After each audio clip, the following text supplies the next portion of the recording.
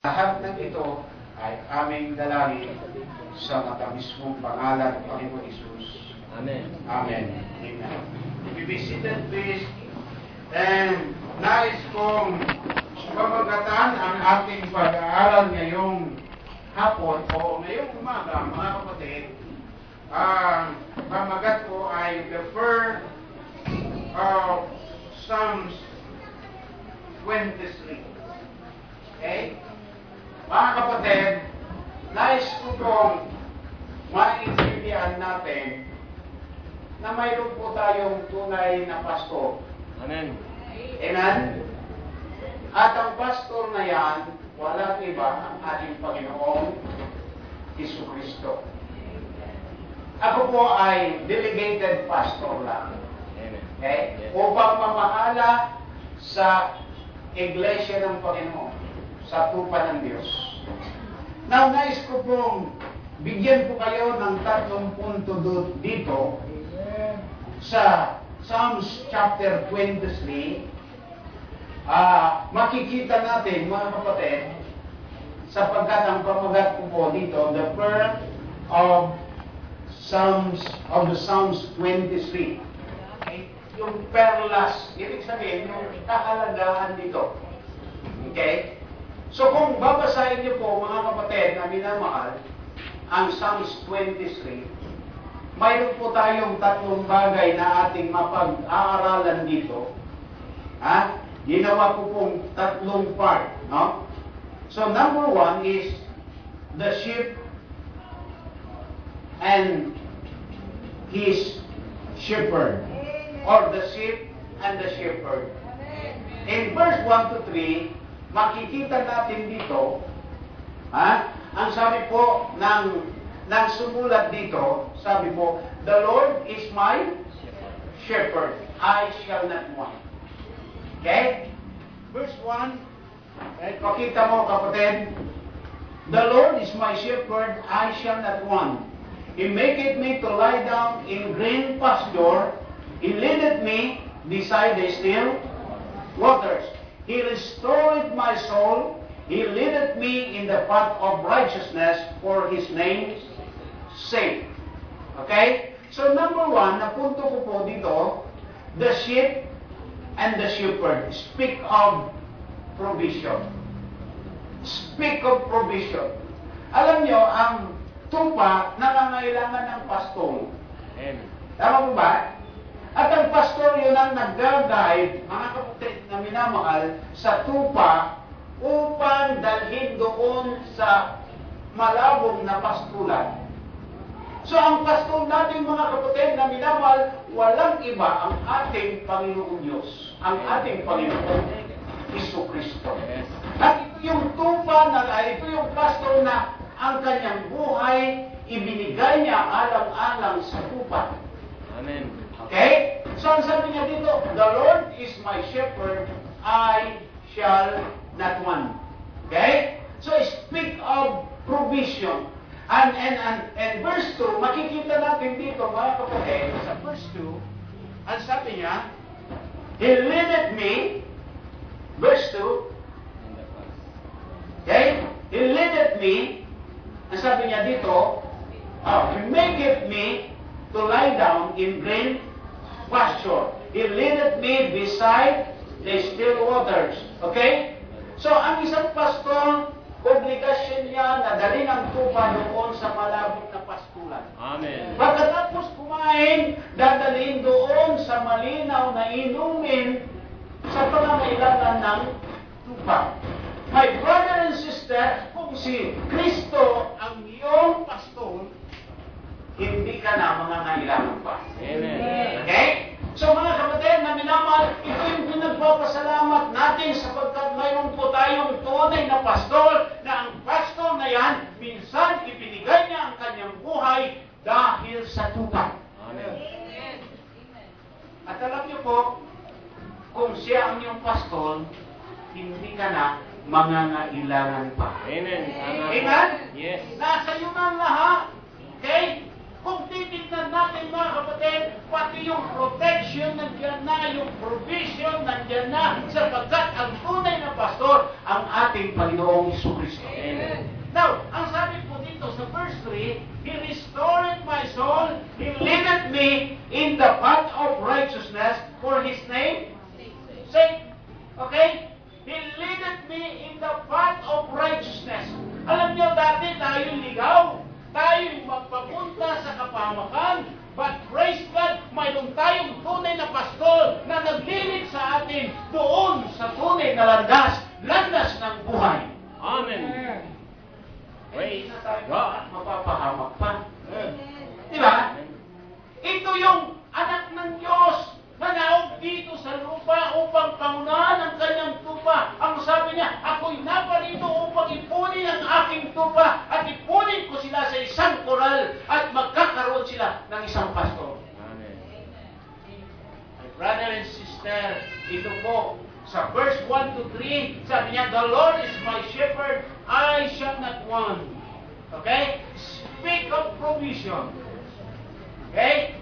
Alam niyo po, kung tayo po ay nagtitiwala sa Diyos, kung ang kanyang bugtong na anak ibinigay nga eh, kung ang kanyang buhay ibinigay nga eh, how much more ang sabi sa Romans chapter 8, mga kapatid na minamahal, verse 31, look at this. Romans chapter 8, verse 31. Okay, bilisan mo yan kapatid. Romans 8:31, anong sabi niya? Ha? 32.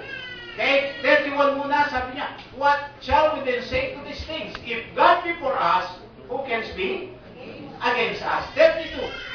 Makikita mo dyan, mga kapatid na minamahal, sa 32, He that spared not His own Son, but delivered Him up for us all, how shall He not with Him also really give us all things?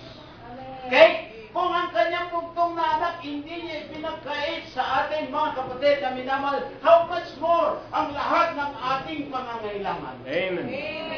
Amen? Alam niyo, ang Yes. number one, ang Praise unang-unang God. kailangan natin actually, hindi pagkain. Kaya tayo kumakain dahil tayo ay buhay. Hindi kumakain para mabuhay. Amen. Amen? Now, yung buhay, ibinigay na sa atin. Yung kaligtasan, ibinigay na sa atin libre. How much more yung pangangailangan natin? Financially. Di ba? Mga kapatid na minamahal, but sad to say, maraming tao na hinahanap nila una-una yung material things. Amen. Hindi nila alam na ang sabi po sa Matthew chapter 6 verse 33, sabi, seek ye first the kingdom of God and His righteousness, and all these things shall be added unto you. Amen. Unahin muna ninyo na kayo pagharian ng Diyos. Unahin muna ninyo na kayo magkaroon ng relasyon sa Diyos. Unahin muna ninyo na kayo maging tupa ng Diyos. At pagkatapos, sabi po, lahat ng bagay idahagdag sa inyo. Amen. Praise Di ba? God. Mga kapatid na minamahal. So, Haring David po, ang service po dito, sinabi po dito, the Lord is my shepherd, I shall not want. Okay? So, we can have all that we desire, but God will give that all we deserve. Alam niyo mga kapatid, na minamahal, may mga gusto tayo minsan, hindi natin nakukuha. Pero, alam niyo, ang Diyos, alam niya lahat ng ating pangangailangan. Amen. Ang importante muna, tayo ay maging tupa ng Diyos. Amen. Amen? Siya muna ay maging pastor ninyo. Siya muna ang maging pastor natin. Siyang maging tagapangalaga natin. Sapagkat ang sabi sa verse 2, He maketh me to lie down in green pasture. Ano pong ibig sabihin ng green pasture? Ito'y lugar ng kasaganan. Amen. Di ba? Year 2015, gusto natin maranasan yung kasaganan. At yun din yung gusto ng Diyos. Amen. Na gusto natin success. Yeah. Ha? Now, success is predictable. And failure also is predictable. Okay? Kung ikaw lilihis sa kalooban ng Diyos, predictable yung failure mo. Pero kung ikaw lalakad sa kalooban ng Diyos, susundin mo ang Diyos, siya ang pastor mo, ang success is also predictable. Amen. Magiging successful ka sa buhay mo. Year 2015, huwag kang hihiwalay sa kalooban ng Diyos, huwag kang hihiwalay sa pastor mo, tiyak na pagpapalain ka. Amen. Yes. John chapter 10 verse Tama po. 10, mga kapatid. John chapter 10 verse 10. Okay? Nagpa-practice ka ba? Pag bilisan mo. Okay? John chapter 10 verse 10. Anong sabi? Okay? The thief cometh not but for to steal and to kill and to destroy. I am come that they might have what? Life. Una, life. Magkaroon ng buhay. And that they might have what? More abundantly. Okay? Ang una-unang pakay ng ating Diyos, kaya nanawag dito sa lupa, ang tunay na pastor, para ipunin niya ang kanyang mga tupa at bigyan ng buhay. At hindi lang buhay, ang gusto niya na i-makamtan natin yung kasaganaan nito. Amen. Sabi po ng psalmist, the Lord is my shepherd, I shall not want. He maketh me to lie down in green pasture. He leadeth me beside the still waters. Okay? Hindi lang kasaganaan, kundi kalusugan, mga kapatid na nilamahal. At ano kwenta ng marami kang material things kung may sakit ka naman? Di ba? Yeah. So nais ng Panginoon Diyos, maging wealthy po tayo, maging healthy pa. Amen? So, the Lord is my shepherd, I shall not want. Okay? He maketh me to lie down in green pasture. He leadeth me beside the still water. He restoreth my soul. He leadeth me in the path of righteousness for His name sake. Okay? So, speak of provision. Amen. The sheep and the shepherd. Nakita niyo dyan yung relationship ng sheep at the sheep and the shepherd. Okay? Dapat mayroon kang personal relationship sa shepherd. Ikaw ba talaga itupa na ng Diyos? Be sure sapagkat ang tupa ng Diyos, mayroong assurance. My sheep hear my voice and what? I know them and they follow me. Ang sabi ni Christ sa verse 27. And I give unto them what? Eternal life. And they shall never perish. The sheep and the shepherd. Okay? Speak of provision. And number 2, mga kapatid na minamahal, the guide and the traveler. In verse 4, mga kapatid, makikita niyo dyan, verse 4, ano sabi? Verse 4. Yes. Bakal ng computer Verse 4, anong sabi? Yeah. Though I walk through the valley of the shadow of death, what? I will fear no evil, for thou art with me, and thy rod and thy staff, they compass me. Okay? The guide and the traveler speak of direction. Kung ang Panginoon, ang iyong tupa, ang iyong pastor, hindi ka na maliligaw. Amen. Hindi ka na pupunta sa purgatorio. Wala naman talagang purgatorio. Amen. Hindi ka na pupunta sa impyerno. Pupunta ka na sa langit. Amen. Amen? Dito pa lang, alam mo na saan ka pupunta. Amen. Hindi yung aalis ka, hindi mo alam saan ka pupunta. Uh-huh. Alright? Hindi mo alam kailan ka aalis. Pero ang importante, alam mo saan ka pupunta. Amen. Now, sabi po dito sa ating teksto, sabi po dito, yea, though I walk through the valley of the shadow of death, I will fear no evil, for thou art with me. Ang sabi niya dito, thou art with me, and thy rod and thy staff, they comfort me. So I would rather walk with God in the dark than walk alone in the light. Amen. Alam niyo, ang nakakatakot, hindi yung sa dilim ka eh. Kahit na sa dilim ka, kung kasama mo ang Diyos, wala kang dapat katakutan. Amen. Kahit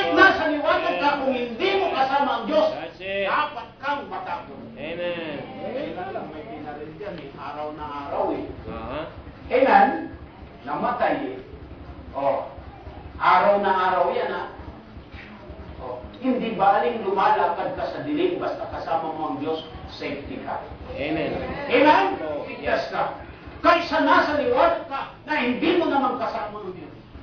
Hindi baling nandoon ka sa lawak ng dagat basta kasama mo ang Diyos. Amen. Kaysa nasa pampang ka na hindi mo naman kasama ang Diyos. Yes. Hindi baling nasa kalsada ka basta kasama mo ang Diyos. Kahit nasa bahay ka kung hindi mo kasama ang Diyos, ang kamatayan kahit saan ng Diyos. Amen. May namamatay sa kalsada, may namamatay sa hospital, may namamatay sa school, may namamatay sa palengke, may namamatay sa bahay, kahit anong ganda ng bahay mo. Amen. Hello? Okay? So anong sabi po ng psalmist po dito? Yea, though I walk through the valley of the shadow of death, I will fear no evil, for thou art with me, thy rod and thy staff, they compass me. Okay? The guide and the travelers speak of direction. Tandaan po ito, mga kapatid na minamahal, buhay ang Diyos natin. Amen. Hindi Diyos na patay. Kaya, bago ka gumawa, ano bang gagawin mo, ikonsulta mo sa Kanya. Ano man desisyon mong gagawin, tanungin mo siya. Anong sabi sa Proverbs? Chapter 3, verse 6 and 5 and 6. Ang sabi po, Proverbs chapter 3, verse 5 and 6. Lend not unto thine own understanding. Okay? In all thy ways, okay? Trust in the Lord with all thy heart, and lean not into thy own understanding. In all thy ways. In all thy ways, acknowledge Him, and He shall direct thy path. Amen? Pagka sabi ng Diyos, dito ka dumaan, yan ang daanan mo. Pagka sabi ng Diyos, dito ka dumaan, tapos kumaliwa ka, yun ang daanan mo. Hindi ka magkakaroon ng kalituan. Okay? In all thy ways, acknowledge Him, and He shall direct thy path. Now, ang sabi po dito sa verse 4, mga kapatid, yea, I walk through the valley of the shadow of death. Kahit na lumakad ako sa lilim ng kamatayan, hindi ako matatakot sapagkat ikaw ay kasama ko. Ikaw ay sumasama. Yes. Speak of direction.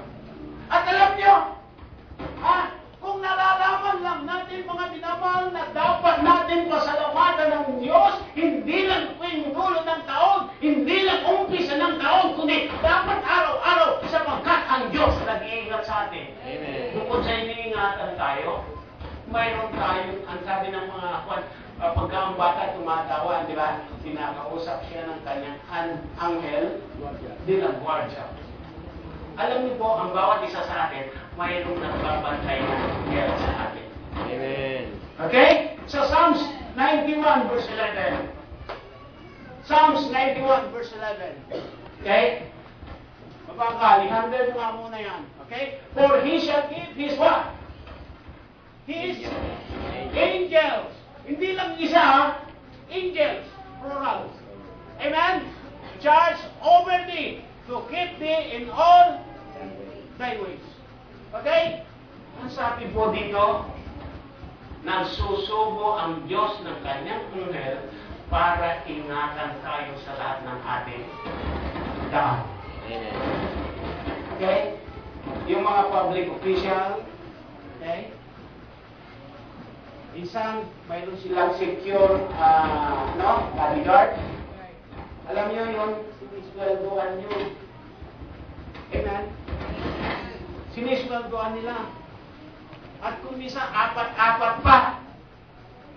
Simple po, sweldoan mo na lang yan ng 500 a day, apat, edi kailangan may 2,000 kalagi araw-araw. Amen? Siyempre, libre pagkain pa yun. Pag kumain ka, kumain din mo na yun. Praise God, mayroon tayong bodyguard, angel ng Panginoon. Amen.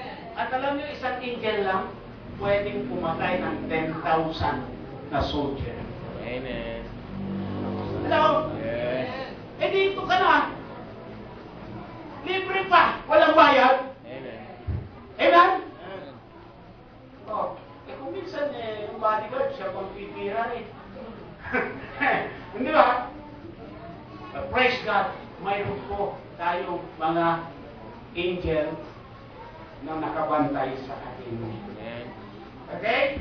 Hindi lang yan. Sa Psalms 34 verse 7, look at this. Kala nyo, isa lang? The angel of the Lord encampeth round about them that fear Him and deliver them. Hindi nyo alam, dito sa paligid natin, hindi nyo lang nakikita.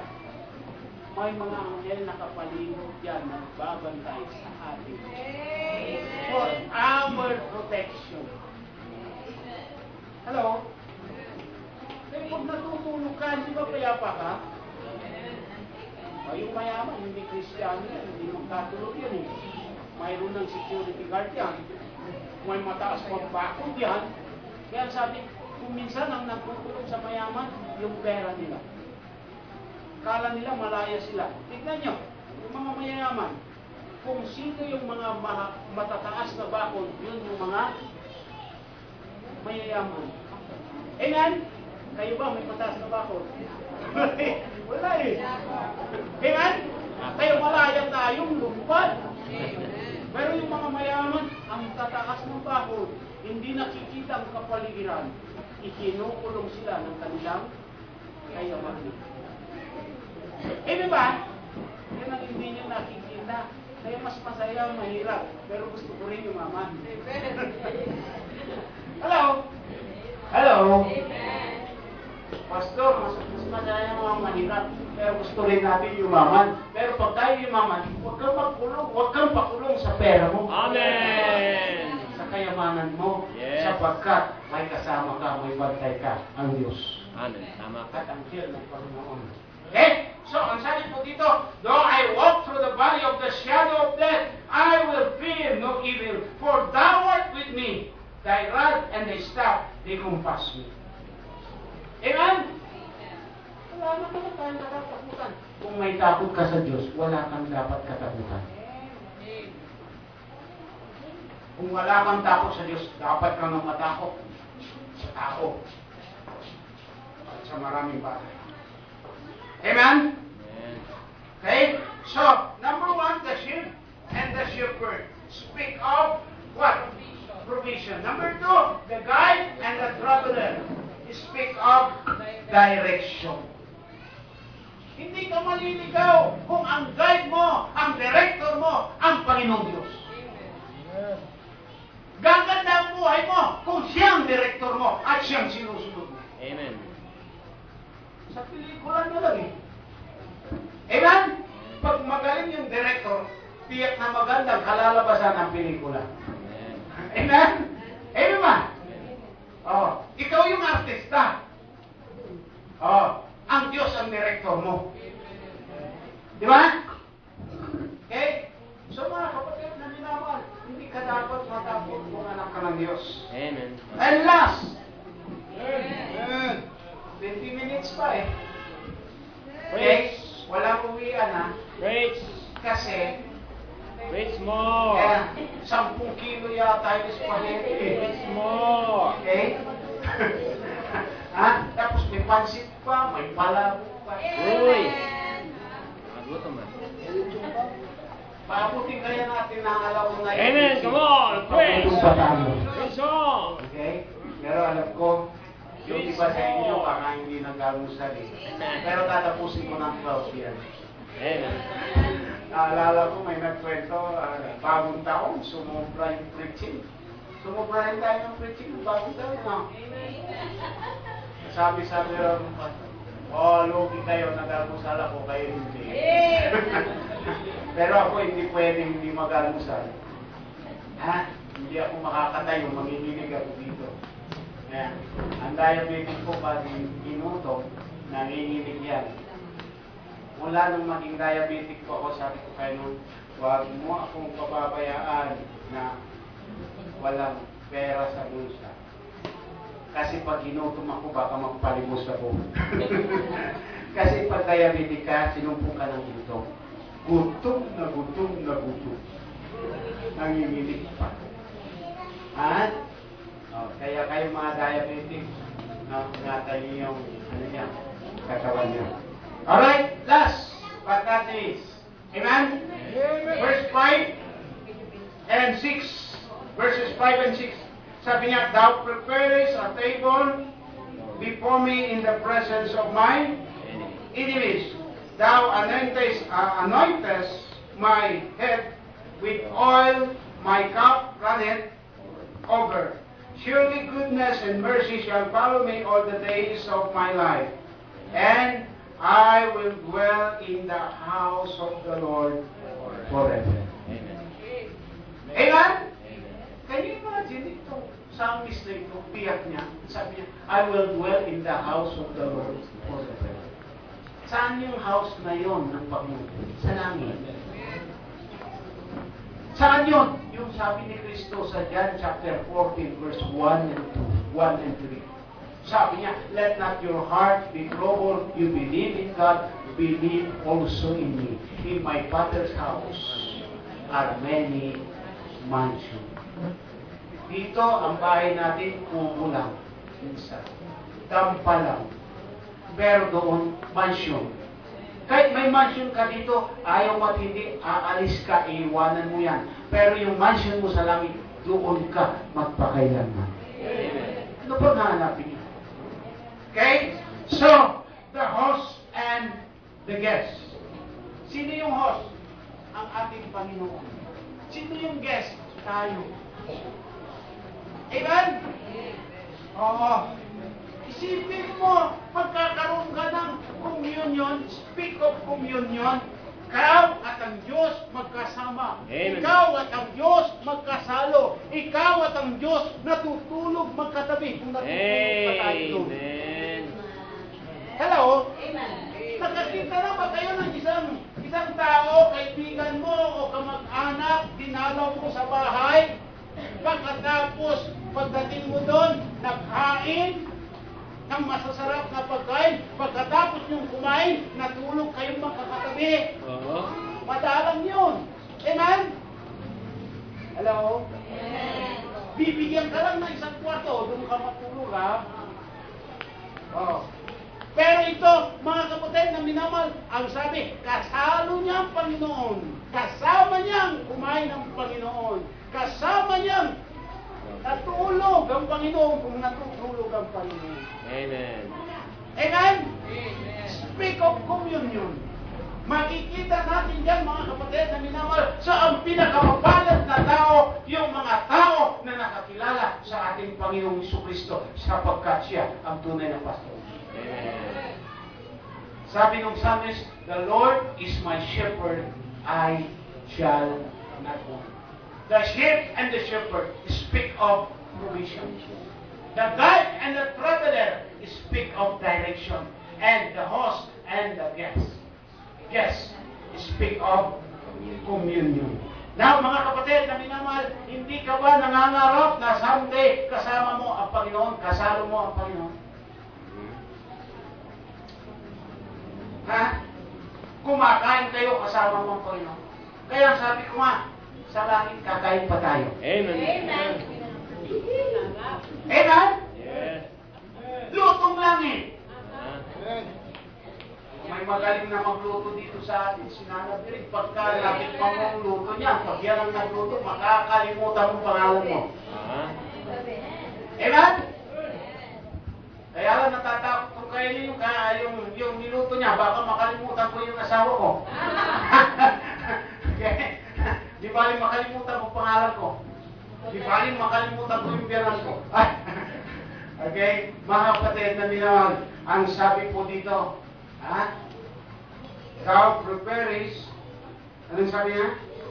Surely goodness and mercy shall follow me all the days of my life, and I will dwell in the house of the Lord forever. Sa verse 5, Thou preparest a table before me in the presence of my enemies, and Thou anointest my head with oil, my cup runneth over. Anong ibig sabihin niya? My cup runneth over.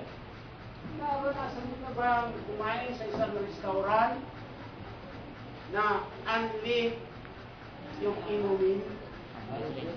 Anong tawag nila doon? Bottomless. Kahit napapaihi ka na, inom ka pa rin. Amen? Kahit hanggang dito na yung kinain mo, kain ka pa rin.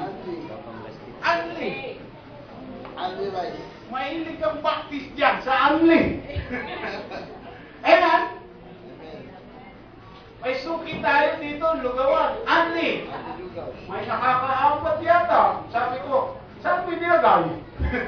Kapayat-payat, nakaapat. Amen? Saan yung nilagay? Kapag uwi, alam nyo, magkakatsaman. Ako nakatapo lang. Sabi nyo isa, ako nakadalawa.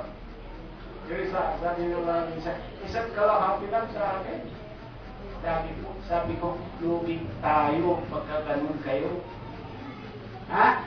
Kaya pag pumupunta ako doon, gusto ko isama siya to eh. Para bawi, para sulit. Oh. Kaya mo Brad, pagdating sa langit, anli lahat doon. Amen? Pag makasawa ka doon, sabi niya dito, my cup runneth over. Wow! Ano pa, hindi mo pasasalamatan. Kaya inaawit natin, thank you Lord. Ha? Amen? Mali sila. Sabi nila, ha? As the world look upon me, I struggle alone. And they say, I have nothing. But they are so wrong. Amen? Amen? Mali! Kaalam nila kawawang Kristiyano. Hindi! Kung may masasayang tao dito sa lupa, yung mga Kristiyano. Amen! Kasi ano lang mayroon ka na, enjoy mo na eh. Di ba? Kasi kulang man yan, o hindi man sobrang sarap yan, sasabihin mo, di bali. Amen? Salamat, babawin na lang ako. Amen? Oh. Di ba? Amen. Mga kapatid, minamahal. So, ito pong tatlong ito yung perlas dito sa Psalms chapter 23. Amen. Number 1, the sheep and the shepherd. It speak of provision. Number 2, the guide and the traveler. It speak of direction. And the host and the guest. Speak of communion. Tayo lahat ay tumayo. Okay? Mga kapatid, nais ng Diyos na ma-enjoy natin ang ating buhay dito sa lupa. Ano pa yun ka? Pasalamatan mo, Panginoon. Pasalamat ka. Mabuti kaysa wala. Diba? Tinutuwa tayo na magkaroon tayo ng satisfaction. Pero at ito, pinakamapalad tayo mga kapatid na minamahal sapagkat si Kristo ang ating pastor. Habang lahat ng ulo na kayo, nakatikin ang ating mga mata. Na-bless ka ba sa mensahe? Na-realize mo ba na ikaw ay pinaka-blessed na dito sa loob ng building na ito? Dahil mayroon kang Kristo sa puso mo. Lapit ka sa Panginoon. Year 2015, dapat ma-realize natin na we are the blessed people because the Lord is our shepherd. The Lord is our shepherd. We shall not want. Siya ang ating pastor. Siya ang ating guide. Siya ang ating director.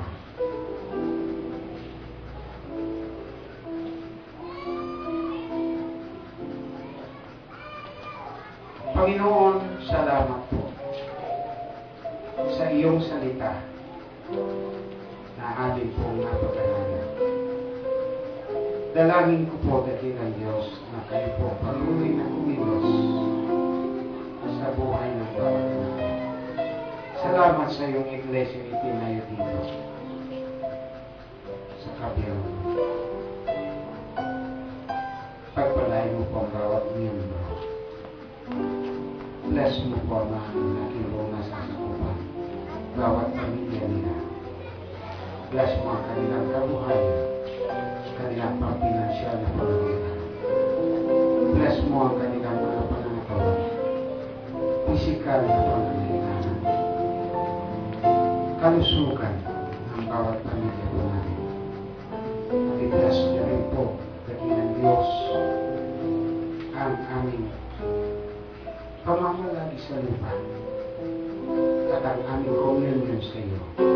Pagkamat nandito pa kami sa lupa, alam po namin kasama ka namin at hindi mo kami iniiwan at pinapabayaan. Ngayong umaga, dalangin ko po ang aming pagtatapos. Itulas mo ang bawat anak mo.